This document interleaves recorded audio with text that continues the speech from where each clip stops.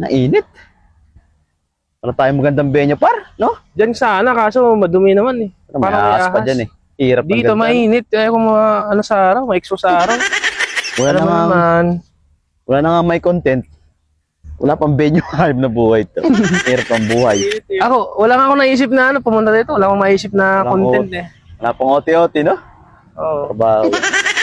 Pag-vlog nga lang naaasa eh. Wala pa mga content. Buti pa yung aso naglalakad, walang problema eh. Taka na yung baka ba? Taka na, buti pa yung baka pare. Chillax lang, no? Chill-chill lang, walang iniisip. Yeah, hype. Oo, yahay. Iniisip niyan par, pinoproblema niyan kung paano Kakainin. makakain ng damo. Nahatid ang pa yung pagkain dyan, no? Kaya nga hinatira na. Oo. Pinaka-problema lang yan kung ano eh. Kung kailan siya kakatayin. Kaya nga. No? Di iniisip din yan par. Kaya ay, no? Paano mabingbang? Hindi, nakabingbang na, lalaki yan. Ano lalaki ba yan? Kaya yun ngayon, sarap buhay lang, no? Dadala ng bembang eh, no? So, Bert, baka gusto mo maging baka. So, maging baka, Bert. Masaya na ako sa buhay ko. Talihan ka namin, lagi ka namin dito. Gusto mo ba? Wag na.